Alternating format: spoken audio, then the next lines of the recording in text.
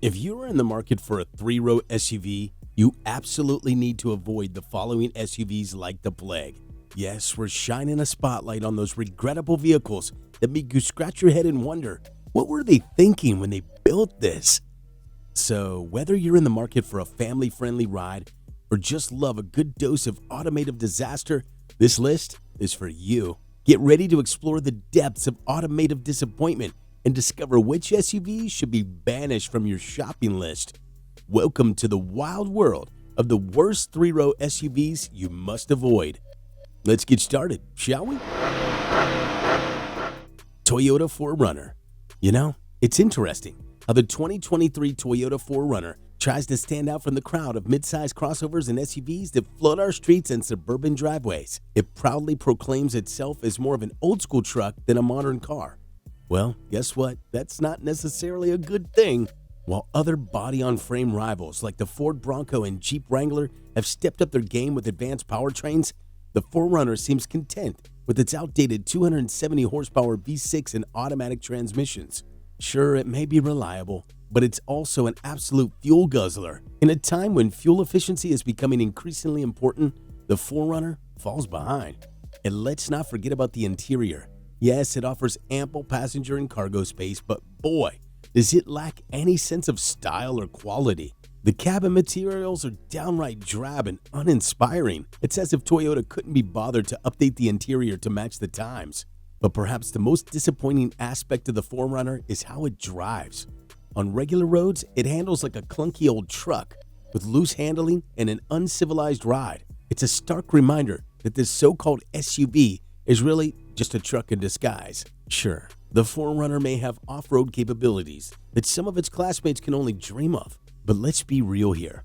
How often do you actually need to take your SUV to such extreme terrains? For the majority of buyers who stick to regular paved roads, the Forerunner's outdated and antiquated nature becomes painfully evident. GMC Acadia. Well, let's talk about the 2023 GMC Acadia.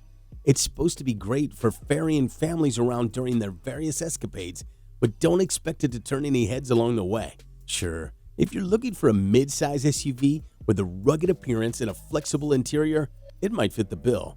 However, you'll need to make peace with some of the vehicle's drawbacks, such as lackluster cabin materials and a cramped third row. If you're an outdoorsy type, you might be intrigued by the off-road focused AT4 model. But let me tell you, beyond its all-terrain tires and an all-wheel drive system with a torque vectoring rear axle, our testing has revealed that it falls short of its advertised capabilities. So much for getting your hopes up. You have the option of choosing between front or all-wheel drive, and there's a standard 228 horsepower turbocharged four-cylinder engine or an optional 310 horsepower V6 if you're willing to spend a bit more. Neither engine is particularly offensive, and the Acadia's driving performance is decent enough. I mean, it's hard to be seriously bothered by anything about this GMC SUV. But here's the thing. It's just as hard to be genuinely impressed by anything it has to offer. And that's where the problem lies.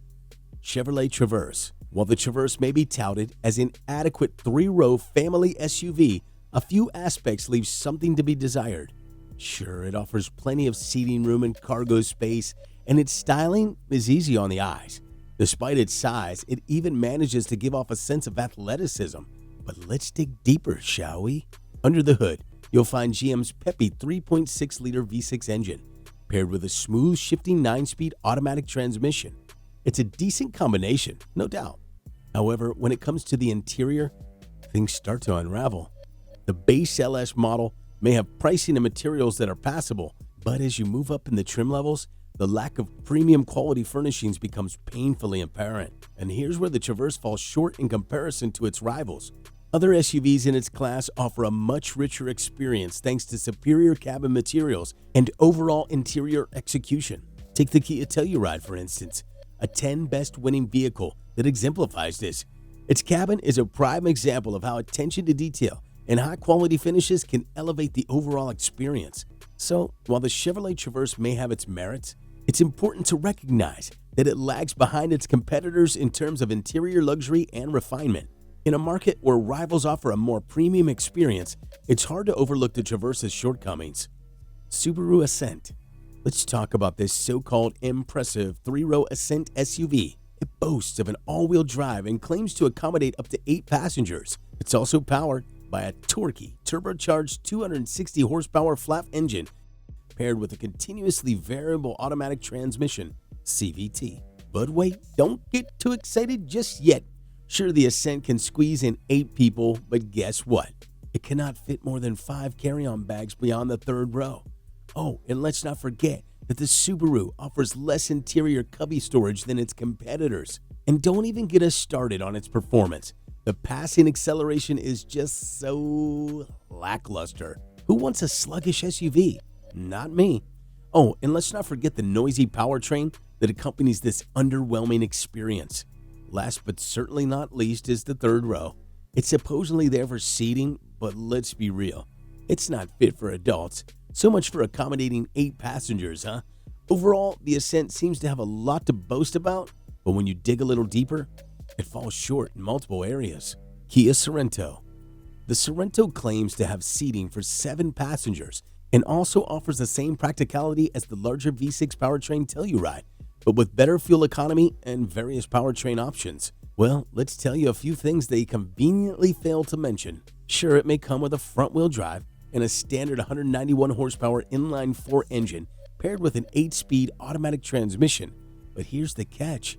That third row they boast about, it's only suitable for kids.